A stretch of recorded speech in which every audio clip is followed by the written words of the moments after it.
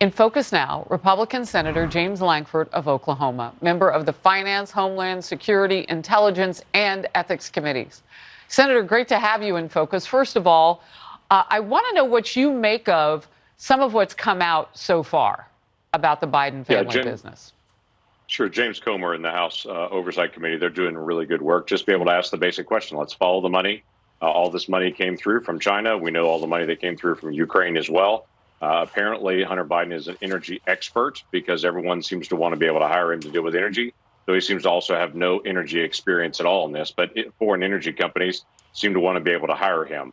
So these millions of dollars that are now not just going to him, but to other Biden family members, and we're trying to be able to figure out still who the big guy is that was referenced in previous filings and such. So these are all reasonable questions to be able to ask. Quite frankly, Democrats that are saying there's nothing to see here, move along. We're obsessed with pursuing the Trump family and everything that happened during that time period. But now suddenly they don't want to talk about anything with the Biden family and what's happening. So again, reasonable questions of oversight. And the key issue is not trying to be able to follow President Biden's family. It's to ask the basic question, all these dollars coming from a communist China group of companies, what effect does that have on the president? Yeah, there was one name, Chinese business executive named Gongwen Dong that kind of stood out to me. And we know that name because here on the East Coast, at least up until a year or so ago, he had a beautiful sprawling mansion out on Long Island. He's got an expensive Manhattan apartment.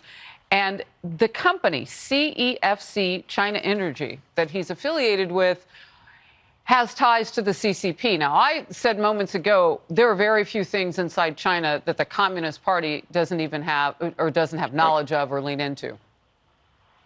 Yeah, you are correct. You don't have a foreign business operation without the Chinese Communist Party actually being engaged in it. That's just basic communism on this.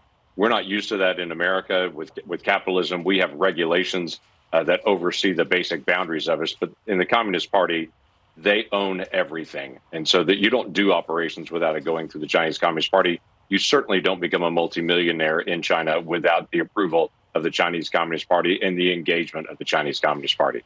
There's one more quick part of the story, and that is that the Department of Treasury for years hung on to at least 150, maybe as many as 200 of what's called SARs, those suspicious activity reports by Hunter Biden and potentially other family members. What's the significance now of getting some of that information finally handed over?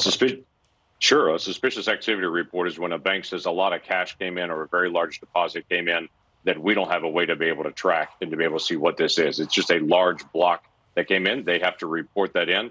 It's designed to be able to chase down cartels for drug laundering, all those things. It's set up for that basic structure, but it also shows up if there's a lot of cash that's coming into account. They say, well, we just don't know why and we can't track this. And it comes in. So those are all kept. Do most people have north of 150 of them, like Hunter Biden? Probably you and I don't, and most people that are watching this program do not. Whether I can say a lot of other people do, I don't know. You mentioned cartels. That would make sense. All right, let's get to this topic. The White House is sticking to its story after those two major bank collapses. Let's watch. Do you believe that Silicon Valley's bank's failure could have been averted had those Dodd-Frank rules not been rolled back during the previous administration? In 2018, we saw what the Trump administration did. They did roll back some of those tough requirements. The president appointed regulators over the past 2 years to reverse the changes that we saw in the last administration. Well, more questions about the overall health of our banking system now.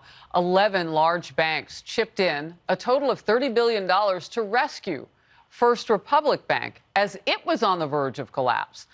Senator Lankford, you pressed the Treasury Secretary Janet Yellen yesterday on what all this could mean for smaller banks and a finance committee. We're going to watch you and then come back to you live.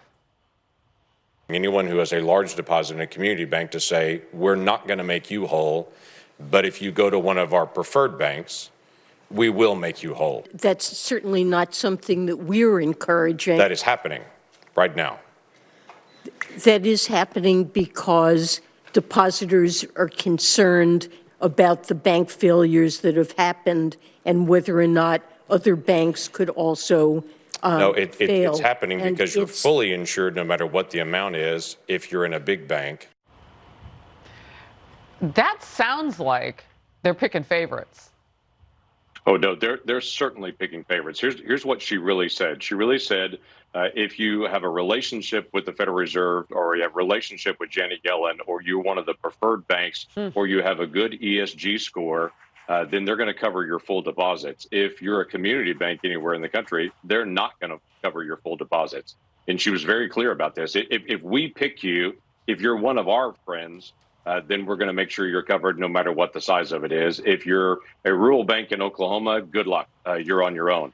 They are setting up a two-tiered system. This is the same group of people that say we hate the big banks, but what they quietly say is they get strokes, and they get income, and they get campaign donations from the big banks, and so they're going to make sure they're fully protected, and they're going to literally encourage people to be able to move their money to big banks, which is a full breakdown of the banking system. We need to make sure every part of our banking system is solid. Our community banks are much more solid than what everybody's talking about. I encourage people to stay engaged with the community banks, and also encourage this administration to stop preferring the big banks that prefer them. It sounds like collusion. It feels like collusion, quite frankly, because you deal with Silicon Valley Bank. It was more than twice the size of Signature Bank in New York. So you end up with a big bank outside of San Francisco and a big bank in New York. The bank in New York actually has Barney Frank. That's actually the board itself. So it looks like there's just a lot of political engagements here between these two banks. And so they get bailed out. Other entities don't. It's hard not to see that. It's as plain as day. Congress, I understand, is also looking for answers on inflation, deficit spending, the national debt, more tough questions for Secretary Yellen, who I just remember from like 15 minutes ago, maybe a year ago, inflation is transitory. Here she is yesterday. So now you're here testifying about the president's budget. How much are the total deficits over that 10-year period, according to the president's budget? You don't know that off the top of your head? What do you make of it? Yeah, what they've done is they've done a $4.7 trillion increase in taxes, and then say that's not enough because we're still not going to be able to cover all the additional spending. Just to give you a side-by-side on this, 4 years ago, before COVID happened, our total budget was $4.4 trillion. They're recommending next year $6.8 trillion, an additional $4.7 trillion in new taxes. This is a giant tax and spend. This is a dramatic increase in government. This is a focus from this administration that only if you gave us more power and more tax dollars, then we could solve it. And as Bill Cassidy mentioned yesterday, the $4.7 trillion doesn't do anything to stabilize Social Security. Somehow the administration just skipped that part and said, we're not going to do any of these $4.7 trillion for Social Security, which has insolvency in 9 years. They just ignored that part. No, they like to point to Republicans and make you all the shiny objects so that nobody hears what's really happening behind the scenes for Social Security and Medicare, by the way. It's great to have you in focus. Senator, thank you. You bet. It's good to see you again.